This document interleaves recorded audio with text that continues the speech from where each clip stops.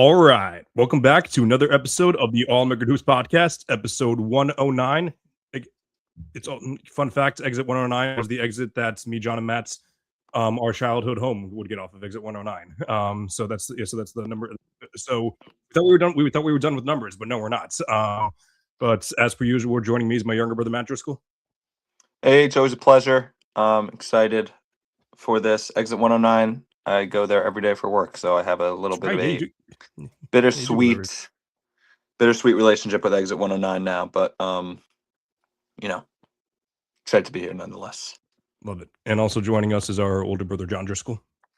Hey, H, thanks for having me. This is the first time I'm doing the pod in my new apartment. Oh crap! And what is that? Oh wow, that makes sense. Yeah. I guess you haven't been on, and then also last week you were here. So a couple times I've just been back in Jersey. Yeah, that's right. So lots has happened in sports lately. So we're very, very excited. The All-Star game's coming out. The All-Star starters were announced on Monday. Matt, John, and Tyler Britton and I had our talk about it last week. Which, by the way, if you haven't seen it yet, make sure to go catch last week's episode. Tyler and I discussed our debates on 1 fan versus 10 haters. Definitely one of my favorite guests that we've had on so far. I've had him on twice at this point, but yeah, I know John. It was John Matt's first time meeting him, so definitely catch that out if you want. And then also just overall 2 big pieces of news in the baseball world. I shouldn't say 2 big pieces. 2 big trades in the Mets world, and then obviously the MLB class of 2026. Sorry, the MLB Hall of is it MLB or baseball? I think it's baseball Hall of Fame. Baseball, yeah. It's baseball. Yeah, that was announced on Tuesday night. So we'll be so the day of, I released my hypothetical ballot in my second article for sportsfluent.com. John, Matt have a lot of thoughts on that, so I'm looking forward to hearing their level-headed input on that for sure. Yeah, I don't know if John's being petty or not because I mentioned my Hall of Fame ballot, or if he's going through some technical difficulties. I'm imagining it's the former, but I could be wrong though. It's a cough. Yeah. Oh, you had to cough. Okay. So anyway, yeah, I guess we'll lead off with the NBA All-Star game. So, as I mentioned, yeah, Thursday we gave our picks for the All-Star starters. And I never posted anything about it, but yeah, like I'm probably gonna post something tomorrow. Like I made the graphic for it, but I just never got to posting it. So I'm probably gonna post that tomorrow morning. But we gave our picks, and for the most part, the league got there wasn't any big time surprises. Like there was no Andrew Wiggins in 2022. There was no Damian Lillard in 2024. I'm sure I can come up with a couple more. I'm sure there's a couple. There was at least 1 or 2 of those years where Yao Ming was starting when he definitely should not have been. Even shout out Yao Ming, he was a very underrated pick, but Hall of Famer. Hall of Famer, but I definitely don't think he's an 8. He should have made the All-Star game all 8 seasons that he was there. Yeah. So I'll break it down. So out west, as we mentioned last week, the All-Star game is completely positionless now, which we all gave our opinions on that. Obviously, there's pros to it, and I would say and I'm not saying this to insult anyone, but I would say the casual fan definitely likes this because you hear all the time about basketball is positionless and everything. But personally, I still like the position aspect. I still like the position aspect. I think that in order to win a championship, you need to be able to have those guys. So, but I understand for an all-star, but for an all-star perspective, you should. It makes more sense. For the All-NBA perspective, I disagree with a little more, but I digress there. But for the West, just straight down, I don't have the list of the order of who got the most votes in front of me, but I do know the West it went. So the 5 starters were Nikola Jokic, Shai Gilgeous-Alexander, and Luka Doncic.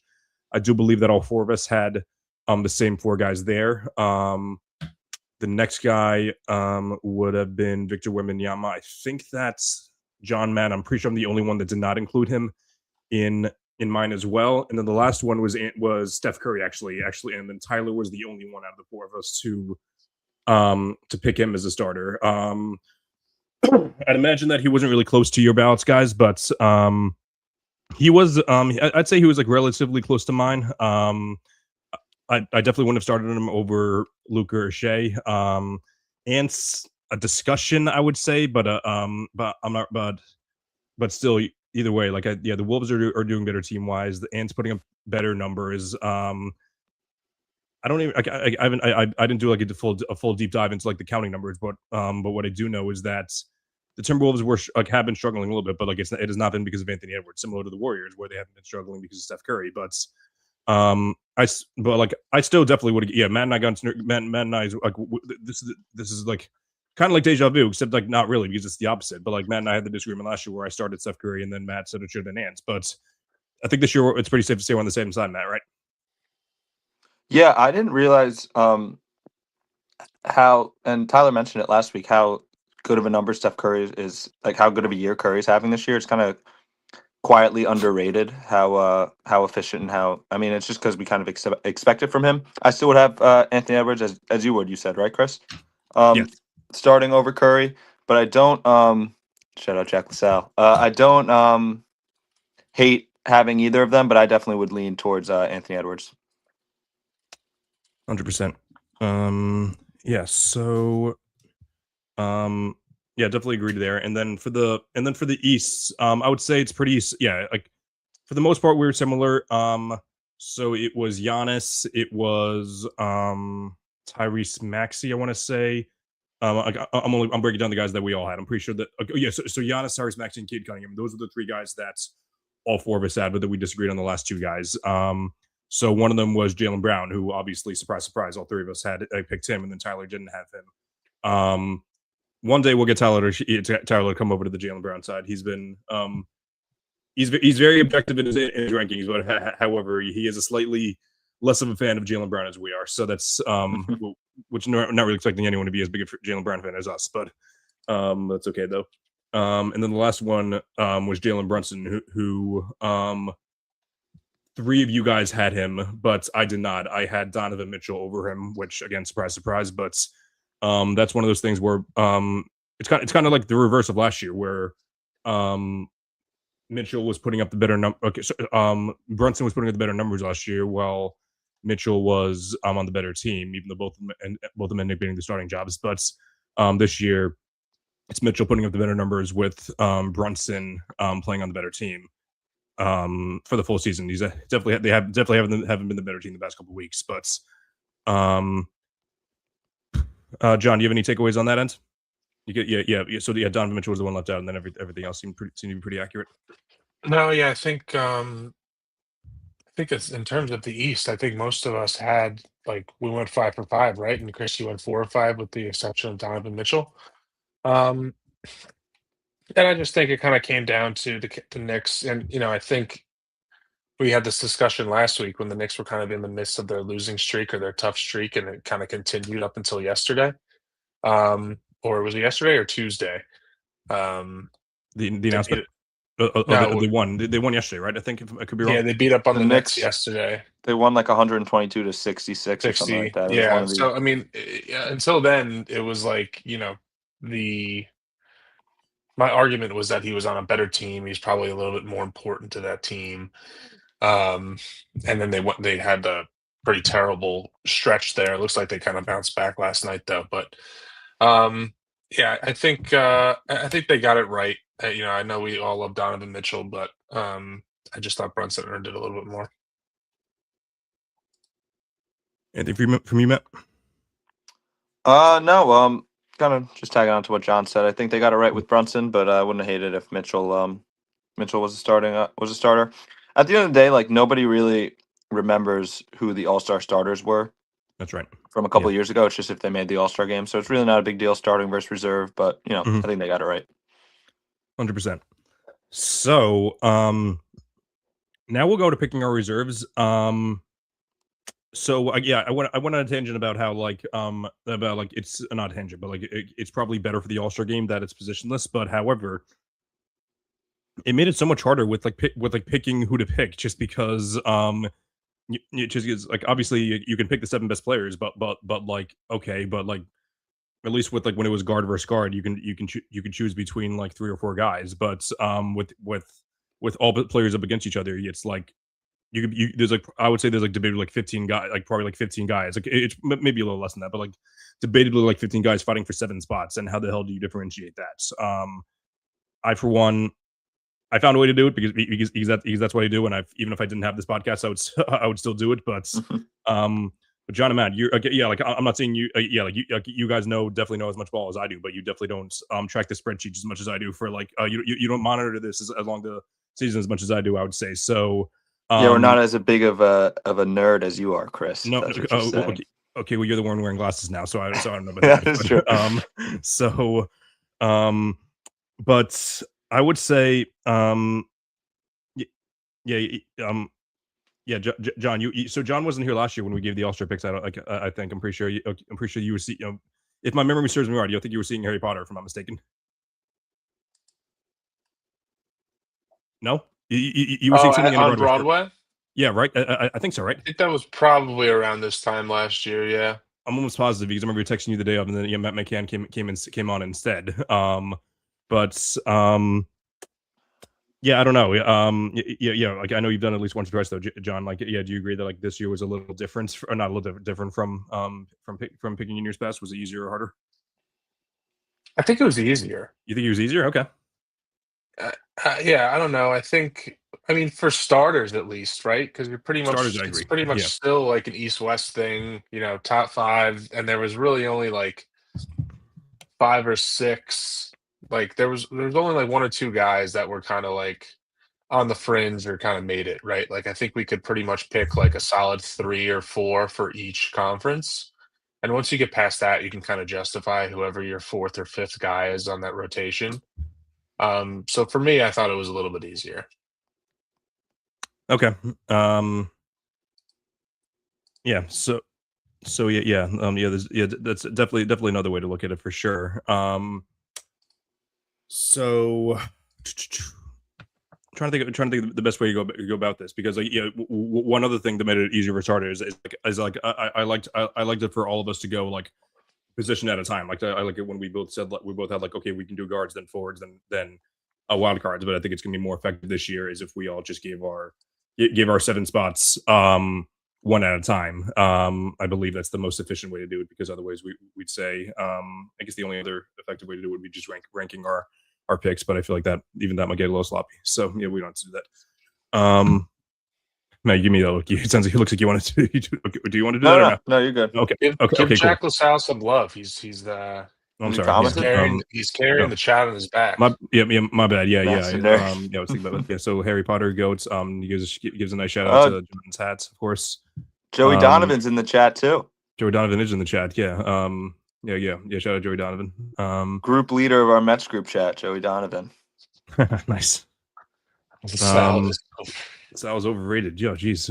Catching strikes. So, okay. So I don't know, but yeah, like I guess I'll go first. Yeah, just because I just want to explain my thought process first before I dive into it. So yeah, like I'll just say, like, yeah, like as like for like position list thing, the thing is I am like I still looked up like some type of position mixed in there somehow. So I explained my style last week, but I went with 2 guards, 2 front courts, and then 3 wild cards, so 3 of anything for my guards. For my reserves. So I guess we'll do the East first. So my 2 guards. So one of them is very obvious. I mentioned him earlier, Donovan Mitchell. Let's go Mets. Yeah, like beginning of the year, he was like an MVP candidate. Then the Cavs started to slip off a little bit. They most recently lost their 20th game, so they're no longer contenders. Like I said, the beginning of the year. But again, it's just like Steph Curry, just like Anthony Edwards. It's not his fault at all. He's been filthy, and it's I'd say it's more so because of like the injuries and like they're just not as lucky as they were last year. And maybe there'll be like a regression to the means like towards the end of the year. Like they have been looking a little better than they were earlier. So easy pick for me there. The next guy I would have put is actually very surprising. I actually end up going with Norm Powell of the Miami Heat. I feel like he's been flying very under the radar. Bam Adebayo is playing better than he was last year, but I still think that Norm has been, especially if I understand if you don't want to go positions, but if we're going to go some positions, Norm Powell has been more valuable. And just putting together a great scoring season. The Heat have been playing much better than expected, and I feel like it's been because of Norm and not because of Bam Adebayo. So shout out to Norm Powell there. Then for my 3 front courts, there are a couple guys you can go with here, but one of them I mentioned, I had him as a starter at first last week. I ended up going with Jalen Johnson. The Hawks just traded away their star Trae Young. The Hawks because they were looking better without him, and that has a lot to do with Jalen Johnson. The Hawks are a very good team, top to bottom, like depth wise, but Jalen Johnson has been the clear best player. And though they haven't been playing as good lately, I still think that he's been very clearly the best guy there. Then I don't know if this one is crazy or not, but like based on what I've seen from the other content creators, I actually have Scotty Barnes, and from what I've seen is that Brandon Ingram has been getting more love in that department lately, which he's averaging more points, but I feel like he's been much better as far as it goes for like playmaking and defense. So I don't know how much, like in the advanced stats strongly favor Scotty. So I understand wanting to put Ingram because he's playing better than expected, and he's been like the leading scorer. But I still think that Scotty Barnes has been the clear best player in the Raptors. Up next for my third front court, I do have Michael Porter Jr.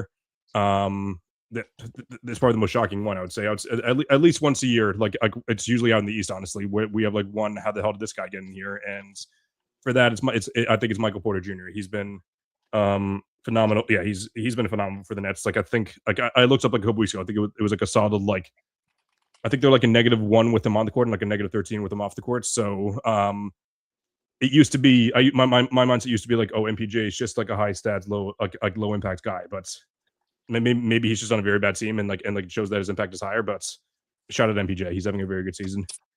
And then my 2 utility guys would go to Pascal Siakam and Karl-Anthony Towns. I think that's Siakam is having a slightly better season than Towns.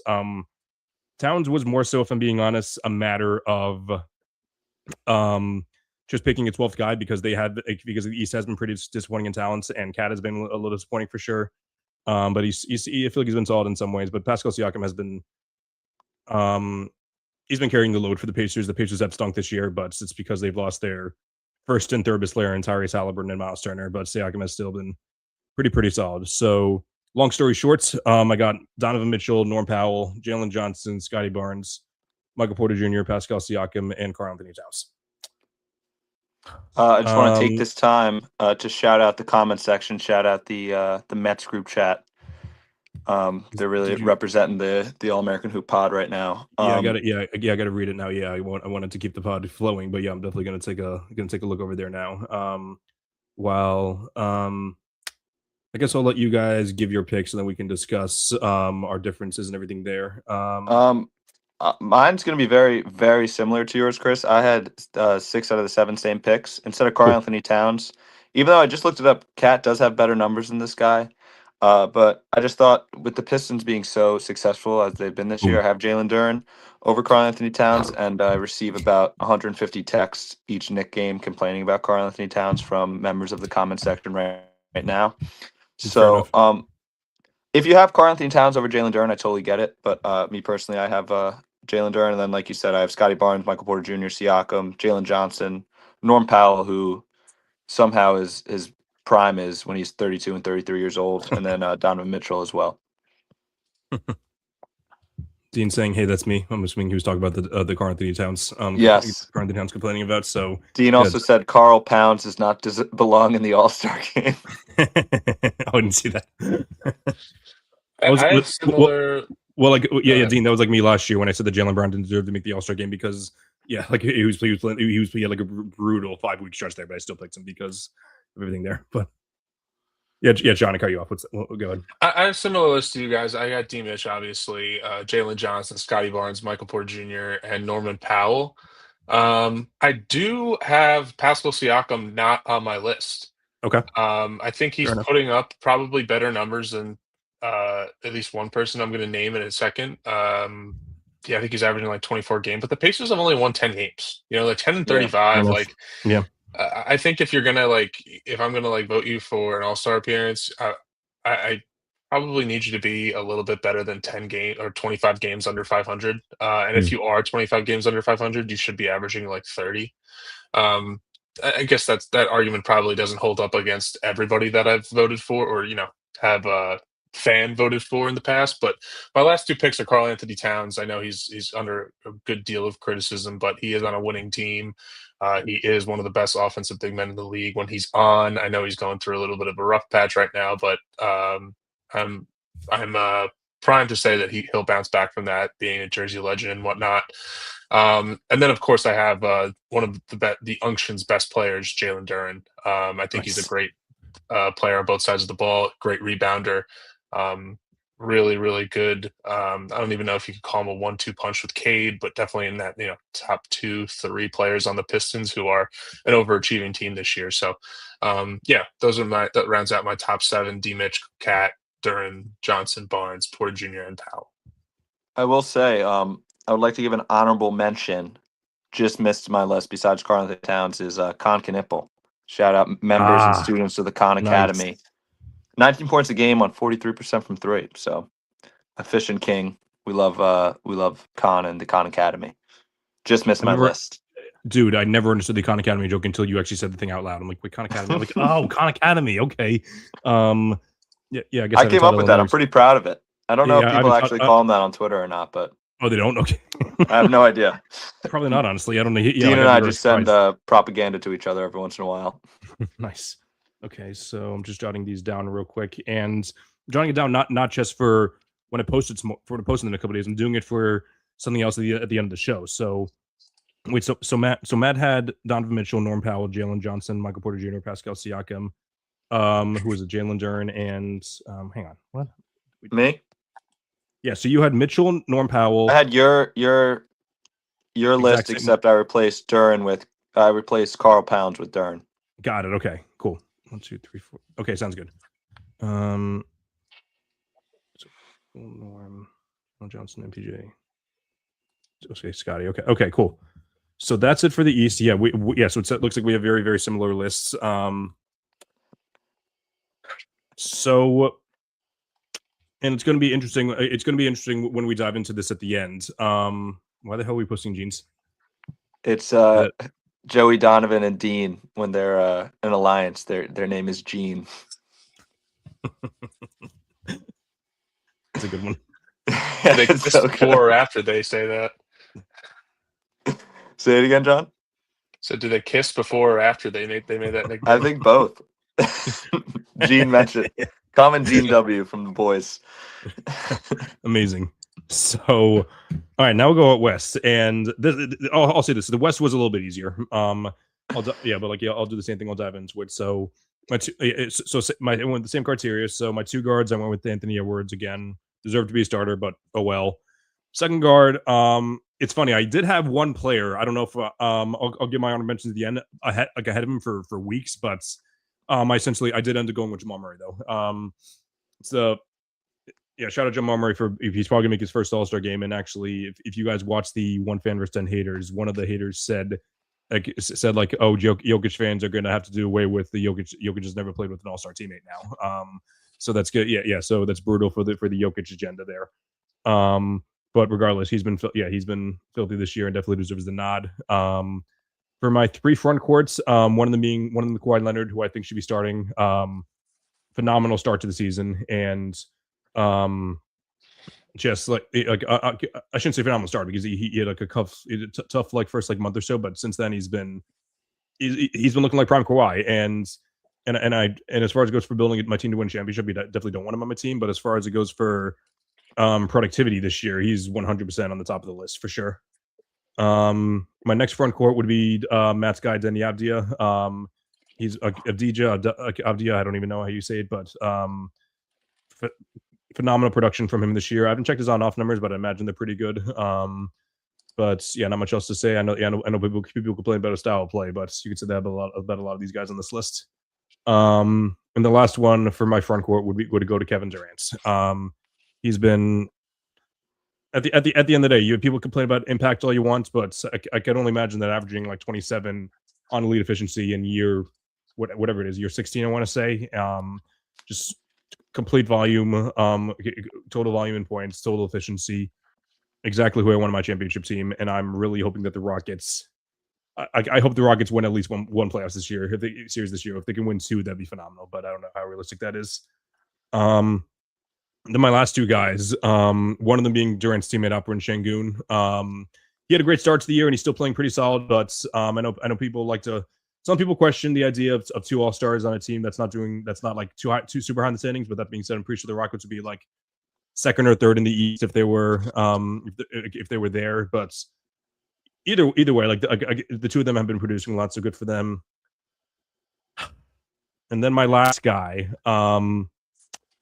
he's had a pretty underrated season, and I know that Matt's about to throw up when I say this, but my last spot actually did end up going to Jimmy Butler, who obviously isn't going to play in the All-Star game. God. But he's been like he has very high impact numbers. He's been very efficient. He's been playing very solid on defense. And similar to KD and Şengün, like I know that the Warriors haven't been great, but like I don't think that's been because of Jimmy Butler and Steph Curry. It's been because of the rest of their depth. So I'm obviously gonna have to pick a replacement for Jimmy. I'll do that at the end, and I will actually no. I'm going to say now. Actually, I'll give it to Chet Holmgren. Actually, he would have been the guy I would have had. He would have been the guy I would have had instead of Jimmy. In like a hypothetical situation where, if it was my decision, I would Chet Holmgren would be the All-Star replacement. I knew that would be that'd be the reaction. Swing and a miss on those last two there. AH. Why the last two? Butler and Chet. Oof.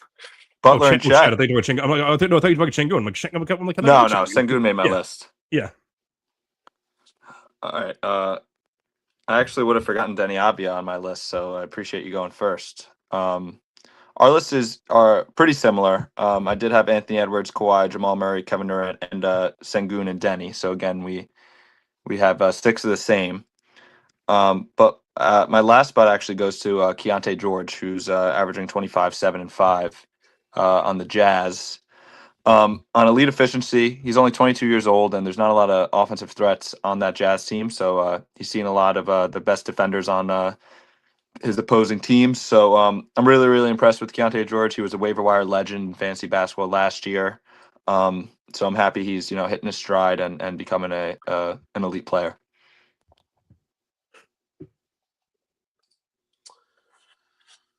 All right, for my 7, I have Jamal Murray. I think he's having a great year. Kawhi, who somebody noticed that he has been staying relatively healthy. I think I made that note that he's been staying relatively healthy last week, and he's missed his last 3 games, and he's doubtful for tonight. So, but overall, he's having an awesome year, especially when he plays. I do have Deni Avdija from the Blazers. I think he's 10th in the West in points per game. He's having a great year, especially with Jeremy Grant and Drew missing a good chunk of time. One that I was on the fence about, but I decided to keep him on is Chet.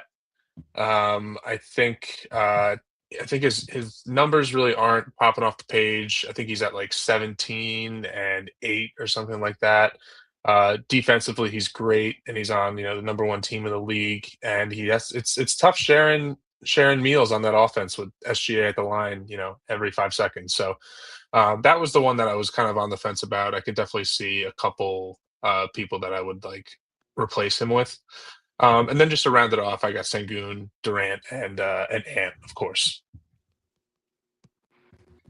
All right, so not too many differences from what I've seen. Yeah, Keontae George. Yeah, appreciate the shout out for sure. Yeah, I saw a couple weeks ago on Twitter. It was like Keontae George should be an all-star, and I've been following it ever since. So I'm all in on the Keontae George propaganda. He's having a quietly great year, I guess, because it's in Utah, but he's only 22. So. Oh, nice. Yeah.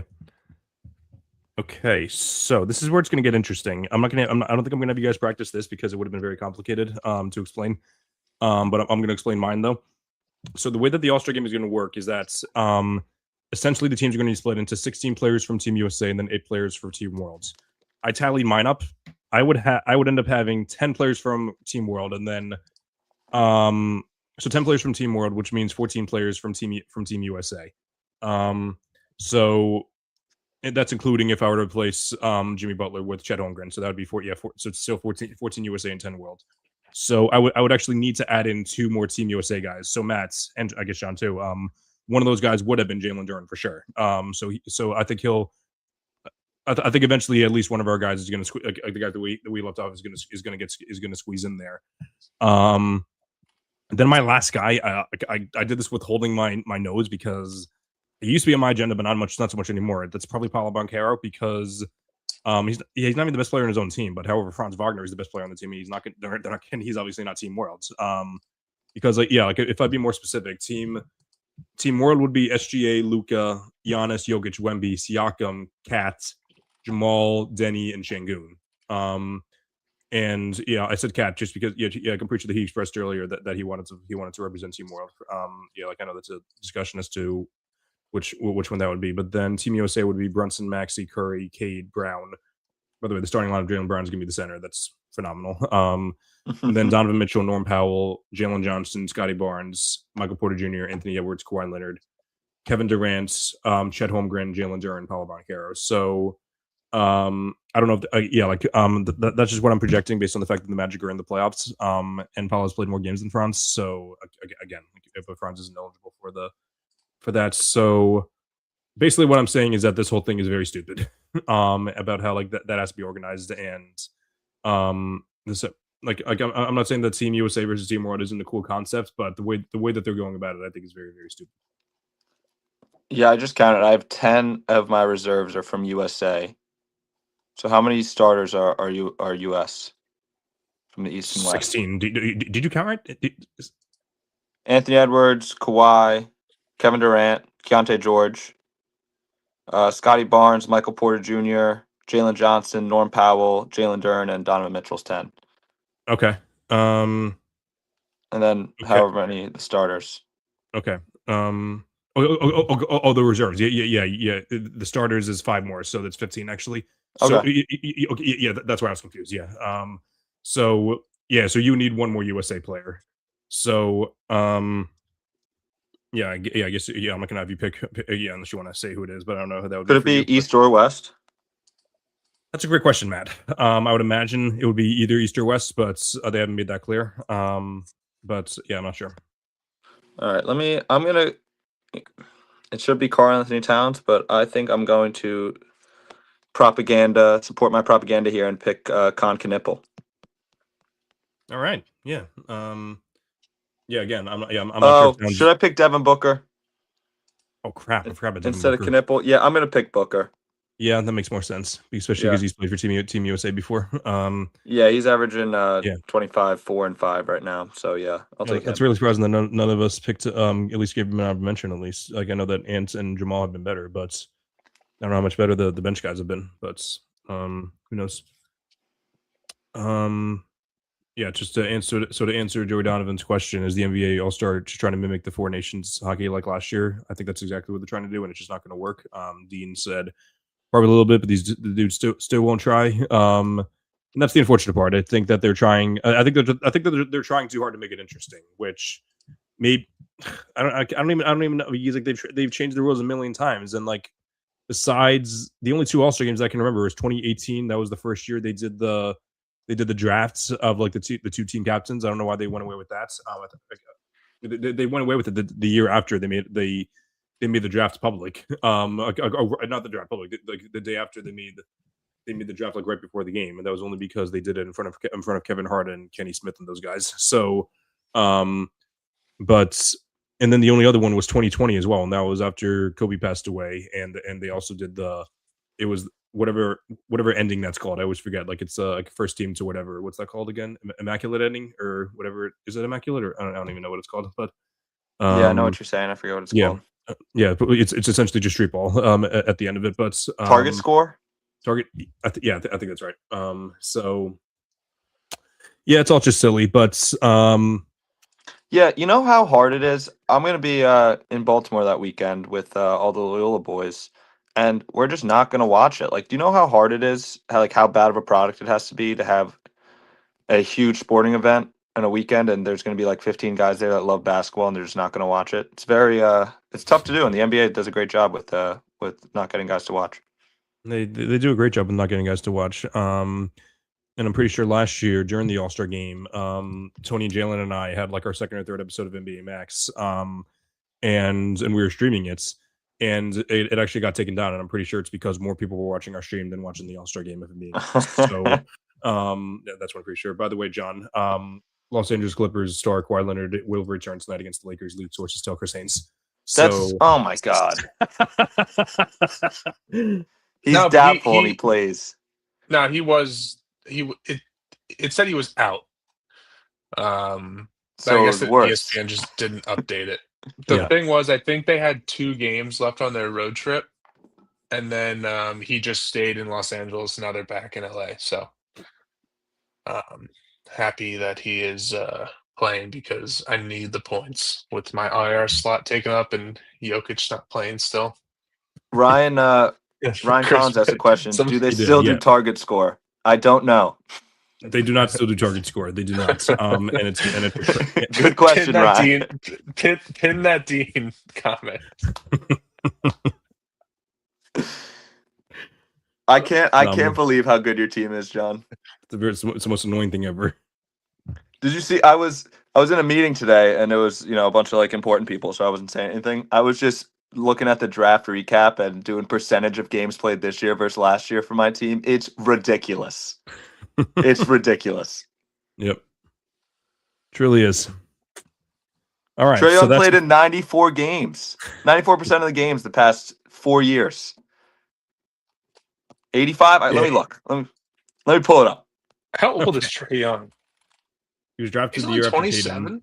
Yeah, so it was Yeah, you hear that, guys? 27 is young. Yeah. 27 is young. Yeah, it's only your oh wait, no, I'm turning 27 this year. Jeez. That's not fun. Trae Young has played in 85% of the games over the last 4 years, and he's played in 10 this year. It's not good, Matt.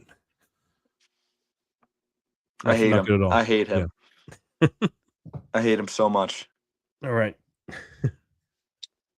So, drop my pencil. I'll get that in a second. But yeah, we're just moping like old men for the past couple minutes about how bad the All-Star game is. But now we're gonna switch to good vibes for a second. Then after that, John and I are gonna yell at me for a few minutes. But we'll go to good vibes for now because literally as the episode was going on last week, the Mets lost out on Kyle Tucker, who they were hoping to sign, but then of course they lost him to, you guessed it, the Los Angeles Dodgers. Which led to most people just saying like, oh, Sleepy Stearns, everything along those lines. He's a bad GM. I don't know why they got him in the first place. But then both, I don't know what happened. I don't know if Stearns and Cohen just I don't know which one locked the other in the room and said like, hey, listen, we got to spend money, or we have to, we have to give a prospects to do what we need to do. I don't know what happened. I don't know who said something in the meeting, but whatever happened, it worked because less than probably 12 hours later, maybe a little more than 12 hours later. The Mets signed Bo Bichette to a deal. Who's not the best defender, but he's definitely I would definitely say he's definitely a top 5 bat in the team. I would definitely even top 3 in some ways. A few days later, we traded for White Sox center fielder Luis Robert. We essentially got him for nothing. I think everyone loved the idea of Luis Acuna more than the actual player, because the fact of the matter is we got him in 2023. He was a pretty high prospect, but then 2024 he was brutal in the minor leagues for most of the season, and then had a great couple week stretch in the 2024 magical season where everything was going right. And then he was just brutal for pretty much all of last year too. I think he had a sub 600 OPS, if I'm not mistaken, not sub 700, sub 600, which is awful. And then so we good base runner though. So we gave up him and a guy that wasn't even a top 30 prospect for Luis Robert, who's far from an elite player at this point in his career. But however, I do think that he still has a lot of potential as far as goes for being a very solid center fielder. Everything there. Which, by the way, before we do any of that, I just realized I didn't give my birthday shout outs because I was talking about a couple other things, but I'm going to shift gears right here. So happy birthday to Dylan Brooks, who, by the way, has the highest win shares of anyone whose birthday is today. Greg, former number 1 overall pick Greg Oden, and 2008 NBA champion Leon Poe. In the MLB, happy birthday to Carlos Ruiz, Ubaldo Jimenez, and former Mets starting center fielder, now backup center fielder Tyrone Taylor. So shout out to him there. And I scrolled down. There's a guy named Kevin Higgins, who was the name of my principal. So shout out to. So I don't think that he played professional ball though. So, and then NFL, only one that I saw that I was remotely familiar with was Ray Rice. So happy birthday to all of those guys. Anyway, and back to the Dylan, Mets. Who's Dylan? the IT Edge risk analyst that sits next to me at work. Happy birthday, Dylan. Happy birthday, Dylan. Yeah, big fan of the pod, I'm sure. And then one more thing. After the Robert trade, something else happened. Oh yeah, last night the Mets traded for the guy that finished top 5 in Cy Young voting last year. Not gonna lie, we did give up a lot for him. We gave up 2 of our top 5 prospects. One of them being Jet Williams, who, if I'm not mistaken, he was like number 1 on a lot of people's lists up until like last year when Bain started to thrive a little more. And we also traded Brandon Sproats, who made a couple of MLB starts this year, and he looked okay. Like, he didn't look great. He didn't look bad though. Hhe looked okay. So, but like he's still pretty on the list. But the Mets seem to be much higher on Tong than they are on Sproats. So that seemed to be the difference there. But regardless, the Mets, they needed another starter. They needed another. They needed a center fielder desperately, and they needed another bat. So they checked all those boxes in less than a week. So, Matt, what do you got to say about that? This was actually one of the questions for the mailbag. If I could say that at the end, or if we want to talk about it now. Yep. Go ahead, it was, I think it was from Dean in the Mets group chat. Ask AH what move is he more excited for, the Bo Bichette signing or the Peralta trade? Ooh. And also, I guess John can answer this as well too. Yeah. Yeah, John, why don't you answer it actually first? Because I kind of did a lot of talking there. So. Real quick though, I mean, this is episode 109, right? So we were doing January 9th birthdays. No, January 22nd. Oh, I thought we were doing birthdays of episodes. No, not the episode. No, yeah. Okay. So yeah, Why? I think whose birthday's on January 9th? January 9th, birthday shout out, Charlotte's roommate Keelan. It's her birthday. Nice. Oh, the goat. Yeah, of just course. had a Yeah, birthday about 2 weeks ago. So happy late birthday to Keelan. Yeah, absolutely. Yeah. But no, just to answer, I guess the question was it's Peralta versus Robert. No, Peralta versus Bichette. Oh, that's a good question. I think for me, I would probably say that Peralta makes me more excited. I was more surprised about the Bichette move. Mm-hmm. I'm more excited about Peralta because the Mets really haven't had a frontline guy in what seems to be quite a while. Now, you can argue with a Wall or some Yankee fans or some Philly fans or whatever, whether he's a true ace or not. I think that there's a possibility he's entering his true ace kind of prime or stretch of his career right now. But at the end of the day, the Mets needed a guy that could grab the ball in a game 1 of a wild card or divisional series, and you could have confidence in that. And I know they say he has some flaws where he doesn't really go deep into games. But I think that's just what the MLB is right now. Managers nowadays, they're not going to let the pitchers go deep into games unless they're some old veteran ace. That's kind of rare. I mean, I think they pulled Skubal after 6 innings this year in a game. Was that game 7 or game 5? So and this isn't to say I'm not excited about Bichette. I'm really excited about Bichette. I think he fills in a great need and a great hole in this Mets lineup. I just think the need of the frontline starter kind of overpowers the bat or the third, or I would probably say he's the third best bat in the lineup. But I'm more excited about Peralta, even though it did cost some prospects that I was relatively high on. I think Sproat I think is going to be a really good. He seems like a really hot, good like high floor kind of guy. He's not going to get too high, but he's not really going to screw you. And Jet, I think Jet's going to be a great player. I think, he's a shorter guy, infielder. The Mets have about 72 infielders right now. So, right. Unless you were going to move Simeon and Peralta after this offseason, I just didn't really see much of like an avenue for him. He was kind of getting blocked. So the Stearns' ability to turn that into a frontline starter was awesome. Yeah. I agree with you, John, that I'm more excited about Peralta for the need, because now the Mets have 2 frontline elite pitchers in McLean and Peralta there. Right. John, like you said, he doesn't really go deep into games, like as deep into games. as like I know at the beginning of the offseason we were talking about like Peralta versus Joe Ryan. Like Joe Ryan eats up a lot of innings, but Peralta last 3 years made over 30 starts in all 3 years, 30, 32 starts in 2024, 33 starts last year, and he struck out over 200 batters in each of those 3 years. To talk about Bo Bichette a little bit, I'm very excited about his clutch numbers.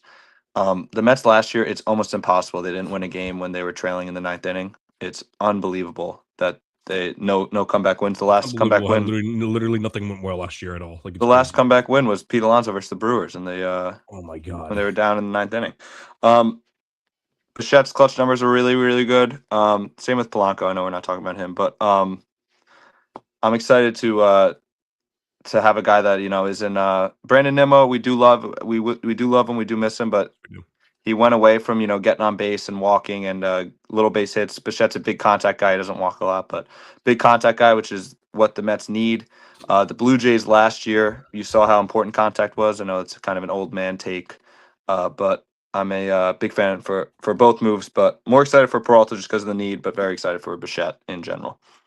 Yeah, I 100% agree. Yeah, I mentioned top 5 in Cy Young voting last year. I didn't realize he was that good. Yeah, like he seems to have very good stuff. And yeah, he seems like to be and from what we saw, like we saw the video on Twitter going around of him just like talking. Just seems like to be like such a down to earth guy. And let's be honest, like yeah, like as much as we love Nimmo, we love Alonso, and I like Jeff McNeil, John and Matt not so much, but he likes himself enough. We don't have to like him. He does like himself enough. Yeah, that's for sure. But at the end of the day, like there are just times like when guys have run their course with the team. Marcus Smart ran his course with the Celtics and they traded him away. So that's so that just tends to be a theme with certain things is that when you do the same thing over and over again. I'm sure there's a quote. There's like an exact quote somewhere, but like the craziest people in the world are the ones who are the ones who do the same thing over and over again and expect the same thing to happen. So I think Jack LaSalle is the one person in the world that hates Jeff McNeil more than John. not Jack Cunningham. I think Jack LaSalle hates McNeil a little more. Okay. Another base take from Jack LaSalle. What a great take. So one game we went, when Jeff was playing in left field, Jack was heckling him all game. He started mentioning his family and stuff. It was kind of brutal from Jack. Not gonna lie, tough look. But that wasn't as funny. That wasn't as funny as when John and I went to Yankee Stadium. Then he was playing center field, and then he was the only one that didn't throw the ball into to the fans after he was catching fly balls. So based. It's a based Jeff McNeil moment. Very based, actually. Yeah, but yeah, overall, yeah, I'm pretty happy with the moves. Yeah, like as much as like I know like a lot of the nerds were scoffed at like what we're talking about like locker room stuff. They say that doesn't matter, but anyone who feels that way hasn't played like a competitive hasn't played a competitive sport in their lives. But yeah, like I guess like my only concern with the Bichette thing was I was really hoping that this was going to be the year that they fully bought into Brett Beatty as the starting third baseman. There seems like they were passing on that and entertaining the idea of him playing left fields. Maybe I like that. Like maybe he'll do solid in left field, but at the end of the day, I really think that he has a Gold Glove at third base, and I feel like they're removing his best asset with that. But I guess when you have a chance to sign a guy who has like an all-star bat, you do it regardless of whether you're a young guy. Who, let's be honest, so yeah, Brett Beatty was awesome last year. But he hasn't been awesome outside of last year. So it's tough to predict that for sure. And he'll get at bats, I think. You saw, he's going to slide into that Jeff McNeil role where he'll play outfield, he'll play second, third, first. I think he's going to get consistent at bats, especially because, Simeon, Polanco, older guys, maybe injury prone, not to wish anything on that. Even Robert, injury prone. You can slide Taylor to center. Bichette gets banged up too. Yeah, he does. Right. And I think, if you want to, they want to give Benj a shot in left field, which I'm psyched for. I think he's going to be great. But in the slight chance that he's not, and he kind of gets off to a slow start, you could slide Beatty there. So I think they, while the infield does look kind of like full right now, I think they have like a ton of flexibility. So if you do have two guys go down, where last year if two guys went down, I don't like you had Jared Young playing, getting like significant at bats. Now this year you'll have Brett Beatty getting those at bats. So I think it's the flexibility, and you're just seeing them correct things that killed them in the past like 2-3 right. years, which is really refreshing to see. Yeah, it's nice having a GM who admits their faults, unlike our favorite football team and Joe Shane. That's a topic for another time, but He will not be doing anything with the Giants anymore. It's no, the Harbaugh show. Yes, it is. John Harbaugh. Yeah, we didn't even talk about that. Well, like he was hired last Thursday, and yeah, I guess we didn't bring it up when Tyler was there, but they made it official on Friday though. So, Friday or Saturday, I think it was Saturday actually. Yeah, very happy about John Harbaugh. Established winner for sure. So we're very, very happy to see that for sure. Yeah, but as far as it goes for the Mets, shout out our guy Dells from Pick a Side. When things were going bad, like when David Stern's name was being thrown in the mud, he just kept on saying, "I have blind faith in Stearns," and like I wasn't defending him by any stretch, but like I wasn't ready to give up on him just yet after one season, especially or 2 seasons when one of the seasons we made it to the NLCS. So I'm happy. Yeah, I'm happy that he's still around for sure. All right. So one more question. Thoughts on no coach winning a Super Bowl on multiple teams? Does Harb change that? Listen. yes. So Colin Cowherd, So Colin Cowherd says every year there's at least multiple, like who I don't like by any means in the stretch, but there's at least like 1 or 2 teams that end up doubling their win total. I think the Giants are definitely going to be one of those teams this year. They won 3 games. They're absolutely going to win at least 6 games this year. I think they have the personnel and they have the leadership now. And I think they're going to do a great job. And I maybe it's too much blind optimism for something getting what we want for the first time. But I would be. I'm not going to say I'd be surprised, but like I'm all in the Giants winning at least 6 games this year. Not that that's a World Series record, Super Bowl record, but I could definitely see a world where I think their win total is 8.5. Is it really 8.5 that high? Yeah. Oh, okay. Tough schedule again next year though, because why wouldn't it be? Yeah, I think I mean the whole like one coach has never won like in multiple teams. I think it's like it's obviously like a relevant stat, but there are like instances where coaches have been very close and like, one thing rolls one way and it kind of goes the other way. Like Andy Reid was very close to winning a Super Bowl with the Eagles, and then he went on to, dominate with the Chiefs. So I think it's all about and you see like coaches like Belichick or, coaches who kind of win a lot in one place, they either stay there for their career and don't do anything else. Like it's very rare for a coach to coach 18 years in one place and then start over somewhere else. And he's starting over in a big market with like ownership support. So it's a more unique situation, I think, than just like a coach having like Doug Peterson having a one-off Super Bowl and then going to coach the Jags or something like that. Right. Yeah. All right. Good stuff. When the rest gifted Doug Peterson that Super Bowl. Oof, yeah, it's true. He was out of bounds. So now we're going to go to the fun part of the show where let's call it the first take portion, where it's actually guys yelling at each other. So before we do that, the MLB announced its Hall of Fame inductees the other day. It was John's favorite player of all time, Carlos Beltran, and one of my favorite players to play with in MLB The Show 2006 and 07, Andrew Jones. I don't know what it was, but like, yeah, like he was just one of those guys that like, yeah, they just love like the power bats and MLB The Show, and that's who I usually played with. I never played with Andrew Jones on the Braves, but like it was usually through a trade or when I just played for the NL for the NL All-Star team. But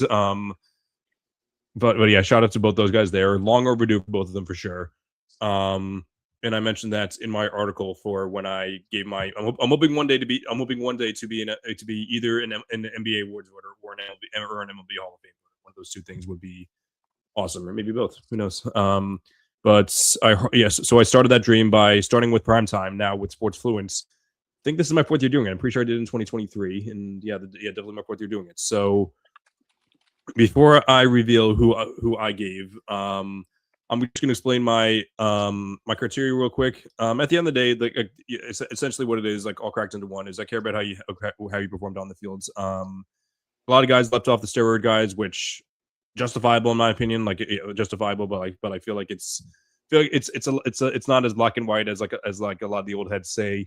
Obviously, like at the end of the day, the MLB leadership knew a lot about what was going on, but they turned a blind eye to it because it was good for ratings. So that's the reason why I kept a lot of those guys. Actually, I'm pretty sure only 2 of those guys on my ballot, honestly. But other than that, yeah, I care about how you in the field. I care about how you peak more than your longevity. I do care about your longevity for sure. I would say if it's between the 2, I'd probably say like 60% peak and like 40% longevity. Maybe a little more. Like I could give him a few more picks to the peak, but I look at accolades, not really though. Yeah, I look at more so the individual stats. I feel like the accolades are very skewed, and I'll explain that when I explain one of my picks and one of the guys that I left off. But that's my criteria. Before we do that, John or Matt, do you disagree with anything that I said? No. Yeah. No. Okay. Yeah. Go ahead. Cool. All right. So now I'm going to dive into the 10 guys that I picked, and this is if I were a complete yes. So if I try to do this if I'm walking into a voting ballot, as if it's a presidential election, but like if I'm looking at the resumes of each player and just like looking at that. So the best player on this ballot, very obviously Alex Rodriguez. I'm pretty sure he finished with only 30. Sorry, okay, so he cracked 40 this year. So 40% of the vote, Alex Rodriguez. Enough said, close to 700 home runs. Next up, Manny Ramirez. Technically put up like better advanced hitting numbers than A-Rod, but A-Rod played longer and obviously the much better fielder as well. So, but both those 2 guys I think are above and beyond better than any players in my opinion remaining. But number 3, our guy Carlos Beltran. Pretty sure he's 10th in FWAR for all center fielders all time. So, yeah, like I know people like critique like the lack of like superstardom. You know, like he wasn't like a Pujols, he wasn't like a trying to think of other players that were like elite during the time, but like he was very underrated for the time, especially in the 06 season. 4th, Andrew Jones, I mentioned. I think he's I know he's one of 4 players to have 10 Gold Gloves and 400 home runs. That's alongside Willie Mays, Mike Schmidt, and someone else. I forgot who the other one is. Willie Mays, Mike Schmidt, someone else. So that's the 4th guy. It'll come back to me in a second. But number 5, Felix Hernandez. I think that he's the 5th best player on this ballot. Not a ton of longevity for sure, but at his peak, I think there was like a 3 to 5 year stretch where he was looking like one of if not the best player the best pitcher in the league. And I'm pretty sure, yeah, he pitched a perfect game. I'm pretty sure he has at least another no hitter in addition to that. He has 2 Cy Youngs, or at least 1 Cy Young. I'm pretty sure that he has like multiple top 5 finishes as well. So we also watched him hit a grand slam against us as well. So that was in 2008, I want to say, maybe a little bit early in that. Oh wait, no, was it in City or was it in Shea? It was in Shea, right? It was in Shea, yeah. It was in Shea, yes, yeah. So it must have been 2007 or 2008. That was the day that Uncle Jimmy taught me we don't cheer when opposing players get hurt, because our section was going crazy when Felix Hernandez left the game with an injury later. That's right. Yeah. Yeah, Beltran hurt him, stealing home. Yeah, that's right. I forgot about that. Yeah. And then number 6, we got my guy David Wright. Obviously our guy, but more specifically my guy, my favorite player of all time. I'm tired of the disrespect. Like I'm not saying that he should have gotten in by now. I'm not saying not even close to saying it. I'm not even saying that he should have broken 40% by now. But what I am saying is that there are 1, 2, 3, 4, 5, 6, at least 6 guys that he is above and beyond, in my opinion. And it's ridiculous how they're just saying, okay, oh, it's because of the longevity. BS. My thing with longevity, as I mentioned, I told this to Tyler on One Fan vs. Haters. If a player is going to not accomplish as much, sorry, if a player is gonna play more, play longer, but not accomplish as much as the guy in the shorter term, then what was the point of the longevity in the first place? So, as much as I wish that David Wright played more, he accomplished more than a lot of players on the ballot. I think the next best player on the ballots used to talk. Okay, Dean was giving me all the shout outs. I'm going to ruin that momentum now and saying that the next best player on the ballot was Chase Utley, in my opinion. I'm pretty sure Matt turned off his camera for that reason. Yeah, so I think that Chase Utley is the 7th best player. I think he has the longevity. He also has the peak as well. I think that I'm pretty sure he was 3rd in WAR amongst his ballots, which I know can be misleading, but still, I do definitely would put him that high up there. I'm actually not sure if I would put. I know some people might actually put number 8 ahead of number 7. Actually, and it's Dustin Pedroia. He would actually be my next guy up. He won an MVP.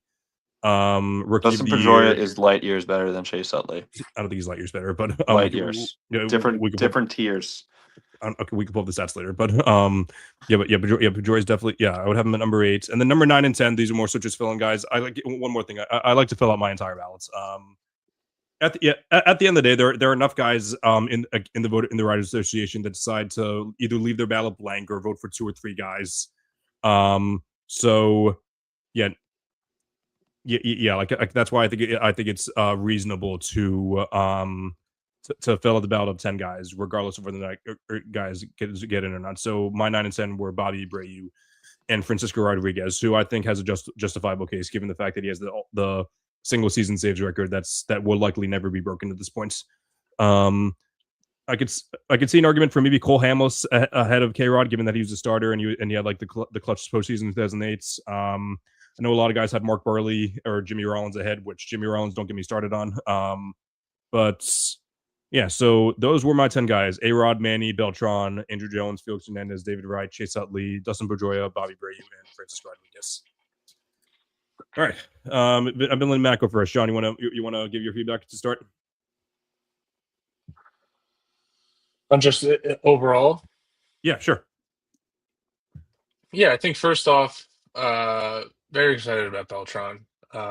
As you guys know, growing up, I loved watching Beltran. I think he is one of the last 5 tool center fielders that we've seen. It's very rare for a player to have all 5 tools. He's a switch hitter.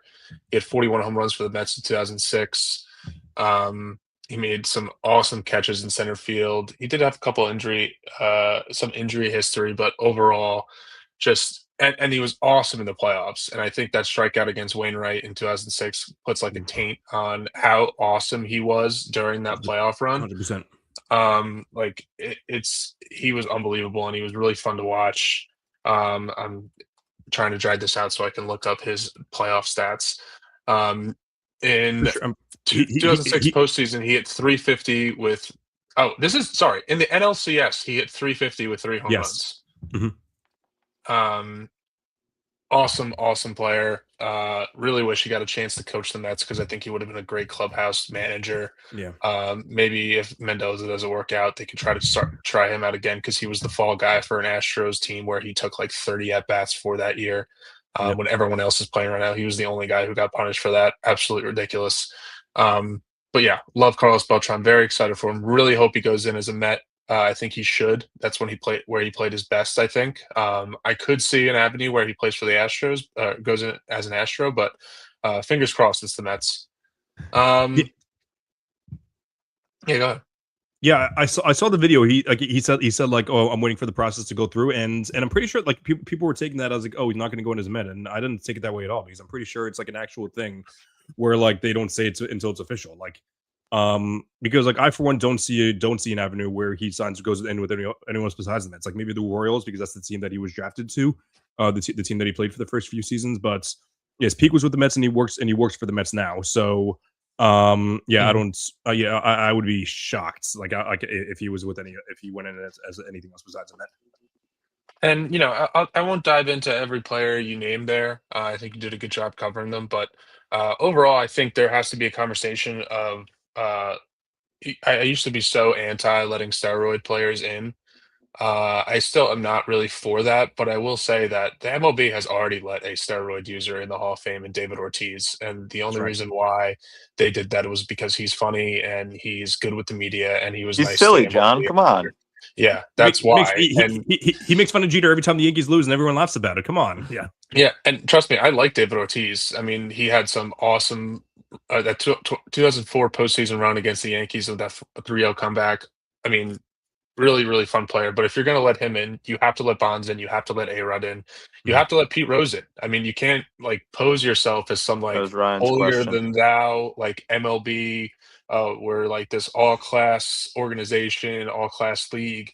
And meanwhile, you already let a steroid user in. So you can't have this criteria where we're not going to.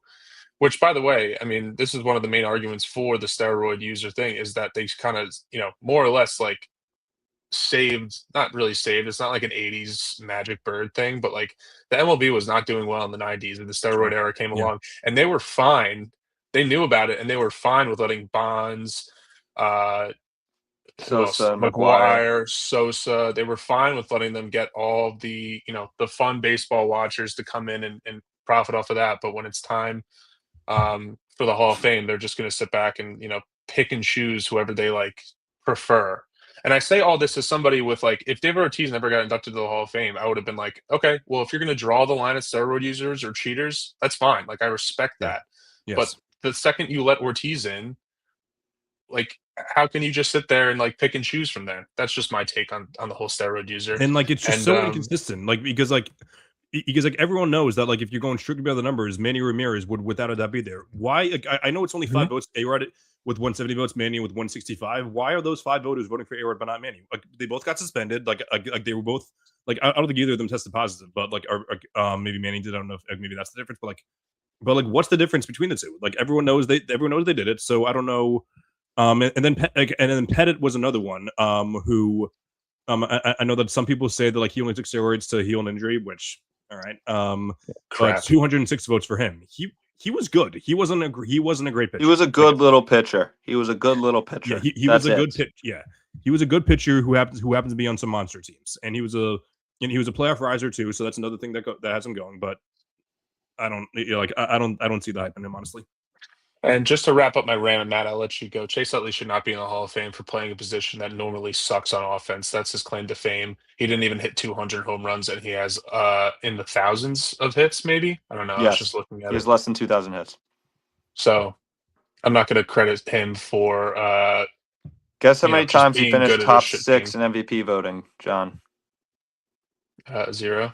0. And the year he finished 7th, David Wright had a better average and better OPS while being way, way, way, way, way better in the field. He should have been 8th MVP voting. Even Trevor Hoffman should have been above him for voting this year. He probably should have been 9th in MVP voting that year. It's a joke. It's a joke that he made Chris's ballot. It's a joke. And he's a scumbag. Yeah, I mean, I think there's a guy that beat his wife on this list, and he's still less of a scumbag than Chase Utley. You know how impressive that is? Jesus Christ! Well, off the field issues aside, Andrew Jones. I know that's the Hall of Fame. I made that clear in the beginning. We didn't need to highlight that. All right, Chase Utley's better than Dustin Pedroia, by the way. No, he's not. Yes, he is. How many MVPs does Chase Utley have? 0. I don't care. I mentioned I don't care about accolades. Yeah, how many rings does Chase Utley have? We're talking about rings, Chris. We're talking about accolades, I guess. Team apparently. sport. I know. I'm standing now. That's how upset I am. Well, I'm guessing that you guys disagree with my filling out all 10 guys on the list on the ballot, by the way, right? Unless you think I should have put Cole Hamels, Mark Burley, or Jimmy Rollins. Didn't you say you value peak more than longevity? Oh, it's, like I said, 60-40 peak. Yeah, peak more than longevity, I'd say. I think Pedroia's peak was better than Utley's peak. I would have to check that out. Wait, did you say we disagreed with the 10 players you named on your ballot? No, just like the fact that I have 10 players at all. Like, I know a lot of people think that you should just only vote for players that are Hall of Famers because, like, Bobby Bray and K-Rod, like, let's be honest, they don't have Hall of Fame careers. But like, I think Bobby Bray had what, a 60-something WAR? Yeah. Like, I think that's valid. Like, Beltran had a 60-something WAR. So did Utley. What about?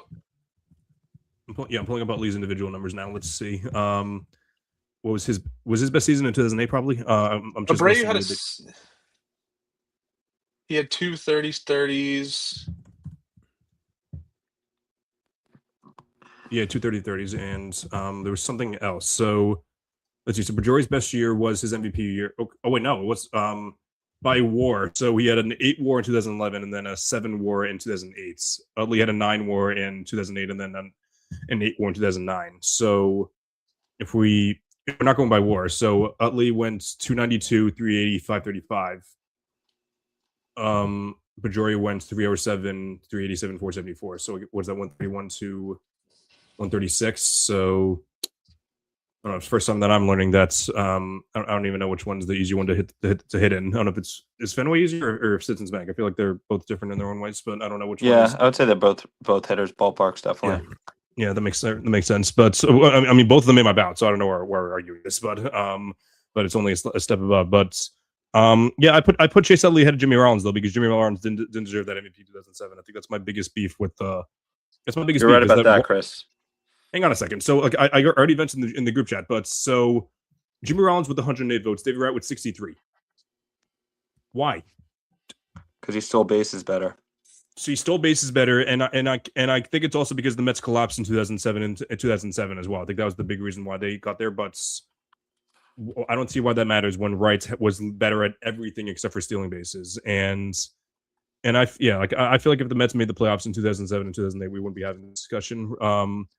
Like even with all the injuries, I think the Wright would be at like at least 40-50% now. It's the joke that he hasn't gotten past 20%. So the Chase Utley WAR argument is kind of invalid to me because he had like 6 seasons where he had relatively, arguably very good to elite seasons. 2008, he had a 9 WAR. Yeah. After that, he just had like 10 seasons of just stacking like 2-3 WAR seasons.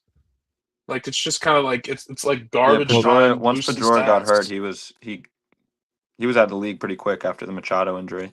He had a really good peak, but look at this. He had like he had 27 hit by pitches in 2008. Like, eat a dick, man. He was just leaning into shit. He led the league in hit by pitches 3 times. I didn't realize that.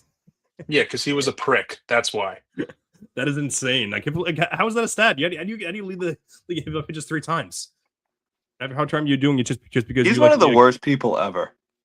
Yeah, truly. I agree. Yeah. All right. So yeah. What happened to you, man? What happened to AH? The AH I love. So next year, Manny, Beltran, and Jones are going to be off the ballots. So that leaves me 3 open spots. One of those spots is going to go to Buster Posey. I don't know who the other 2 are going to go to yet, or if I'm going to leave K-Rod on or not. I'll probably bring Calamus on. And I feel like relievers are so disrespected. They are. I'll probably bring Calamus on, and then I'll probably bring John Lester on as well.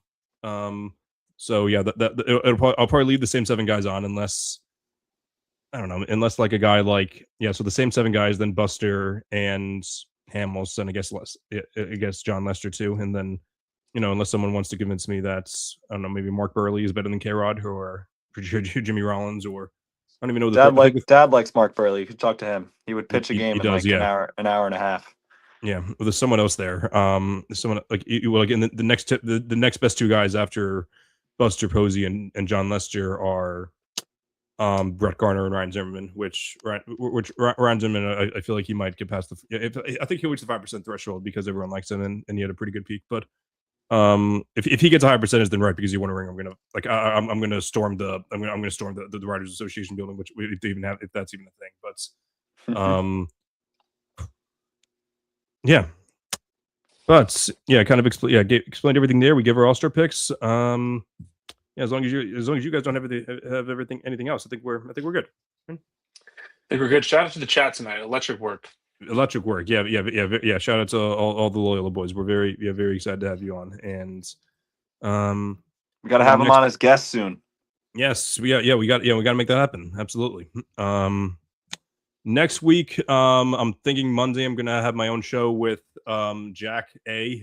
He was a guest on One Fan versus 10 Haters for, I believe he was a Kobe hater, and I believe that he was a Knicks hater too, and a Patrick Mahomes hater, if I'm not mistaken. So he's been on a few times. I think just the 2 of us will go on a show on Monday, and then Thursday, John, Matt, and I will likely be doing our annual All-Star drafts, depending on how many players made it. Depending on who's injured and who's not. We still like to do it. We still like to do the 24 guys, 8 players per team. It's always a fun thing to do. So we will definitely be continuing on with that. I guess I'm assuming the Matt just again, because he does the pod on his phone, that he just exited the app real quick. But that is what happened. That's what I assumed. So all right. So yeah, John, Matt's always a pleasure. Thanks for coming on. Before I head off, as you can see on the bottom left, not only I haven't moved the primetime sports talk thing yet because I got to change that to Sports Fluent, but I also have to change Wednesday nights. It is no longer going to be called NBA Max. It is going to be called Fluents versus Chill versus Everyone. So essentially, I'm sure those of you guys who are subscribed to this channel, you're familiar with Fluent and Chill. That's with producer of the show Tony and Shilts on Hoops. So we're essentially just changing that show into they're still gonna have their show on Tuesdays, but then Wednesdays, I'm gonna be moderating alongside Jalen Nori. We're gonna be moderating debates topics alongside with Fluent and Chill, and then hopefully other bigger guests will come on as well. So it's gonna be a pretty cool premise, and we'll definitely have more details for you next Wednesday for sure. But until then, follow me on all social media platforms at All American Hooper on TikTok and Instagram. The zeros of the O's are zeros for Instagram, at American Hooper on Twitter. Check out my additional content on sportsfluent.com. You can check out my full article of my Hall of Fame ballots. And again, like I said, Fluent versus Chill versus everyone on Wednesday nights at 8 p.m. This has been another episode of the All American Hoops podcast. Until next time, keep grinding and stay hooping. Have a good night.